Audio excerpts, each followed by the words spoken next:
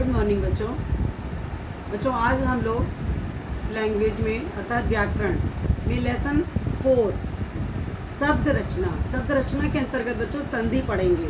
ठीक है, इसके पहले हम लोगों ने बच्चों लेसन 1 में भाषा के बारे में पढ़ा, सेकंड लेसन में वर्ण विचार पढ़े, वर्णों के बारे में जाना।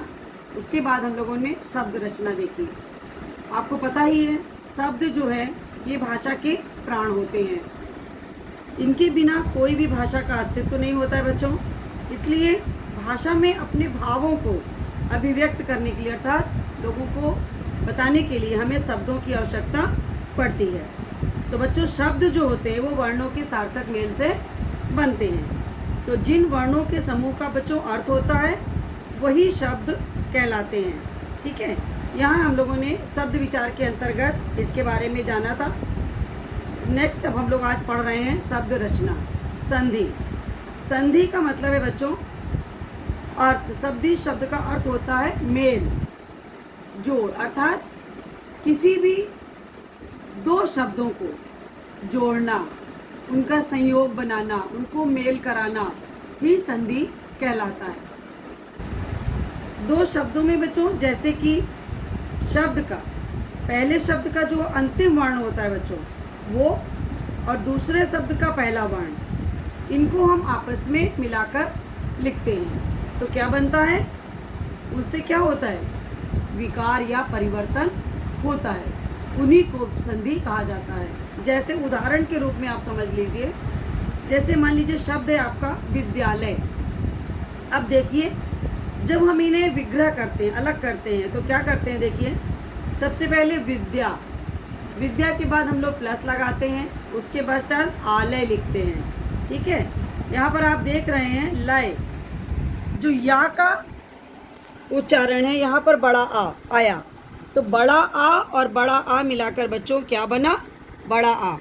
तो बच्चों यहाँ पर देखिए यहाँ विद्या का अर्थ है आलय और अंत में क्या हुई, इसकी संधि आ है। ठीक है, उसी तरह नेक्स्ट शब्द देखिए जैसे गणेश। तो जब हमने इसको विग्रह किया तो गण प्लस ईस, छोटा आ और प्लस ई, इन आ और ई के मेल से कौन सा शब्द बना बच्चों, ए। तो यहाँ पर गण का आ और ईश का ई, इन दोनों को मिलाकर संधि हुई। ठीक है बच्चों, अब आपने जो मैंने आपको दो उदाहरण बताए विद्यालय और गणेश, अब आप इनके उदाहरणों के आधार पर समझ सकते हो, आपको स्पष्ट हो गया है कि क्या ध्वनियों के मेल से होने वाला परिवर्तन, अर्थात जो हमारे मुंह से ध्वनि निकलती है, जो शब्दों का उच्चारण निकलता है, उसी से क्या होता है, परिवर्तन होता है, उसे ही संधि कहते हैं। अतः बच्चों संधि को इस प्रकार से भी हम बता सकते हैं, अर्थात संधि की परिभाषा है बच्चों कि दो वर्णों के परस्पर मेल से उनके मूल रूप में होने वाले परिवर्तन को संधि कहते हैं। अभी मैंने आपको संधि विच्छेद कर बताया था कि कैसे हम उसको विग्रह करते हैं और कैसे ध्वनियों के मेल से परिवर्तन के द्वारा संधि होती है। अब आप देखिए संधि विच्छेद। संधि युक्त शब्दों को बच्चों जब अलग अलग करके लिखने की जो प्रक्रिया होती है उसे संधि विच्छेद कहते हैं। तो देखिए जैसे विद्यार्थी, तो विद्या प्लस अर्थी।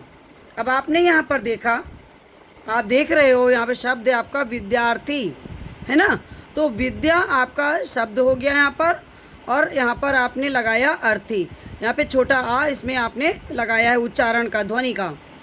न्यायालय, न्याय धन आलय, यहाँ पे देखिए लास्ट में बड़ा आ की मात्रा लगी हुई है, इसलिए जब आपने विग्रह किया तो यहाँ लय के पहले बड़ा आ आया। ठीक है, महेश, महा धन ईश। फिर देखिए अत्यधिक, अति धन अधिक, आपका अत्य जो था यहाँ पर अति हो गया और यहाँ पे क्या हुआ आपका अधिक, यहाँ पे आ उच्चारण जो ध्वनि थी उसको आपने लेके यहाँ पे अधिक बनाया। तो ये तो था बच्चों कि संधि किसे कहते हैं और संधि विच्छेद की प्रक्रिया कैसे की जाती है। ठीक है, अब हम लोग देखेंगे कि संधि के कितने भेद होते हैं। तो देखिए, संधि के 3 भेद होते हैं। पहला है स्वर संधि, दूसरा है व्यंजन संधि और तीसरा है विसर्ग संधि।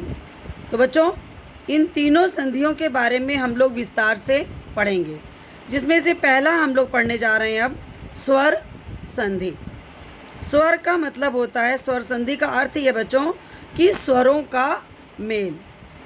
आपने पढ़ा था ना कि स्वर्ग और व्यंजन कितनी तरह के, 2 तरह के आपके वर्ण होते हैं ना, स्वर होते हैं और व्यंजन होते हैं। तो यहाँ पर अभी हम लोग स्वर संधि के बारे में पढ़ने जा रहे हैं। जब 2 स्वरों के मेल से बच्चों परिवर्तन होता है तो वो स्वर संधि कहलाते हैं। अब आप देखिए यहाँ पर कि स्वरों का ही मेल है। देव धन आलय, ये आपका संधि विच्छेद से अब आपने शब्द जब इसको बनाया तो क्या बना बच्चों? देवालय। अब आप देखेंगे कि किसके किसके मेल से आपने बनाया है। तो बच्चों, देव, आ का आपका उच्चारण आया तो आपने वो आ लिया, और आलय का बड़ा आ, इन दोनों को मेल से क्या बना? बड़ा आ। ठीक है। महाधन आत्मा, महात्मा, तो आ प्लस आ, बड़ा आ मिला के क्या बनता है? बड़ा आ। सदा धन एव, सदैव, बड़ा आ और ए मिला के बनता है आए।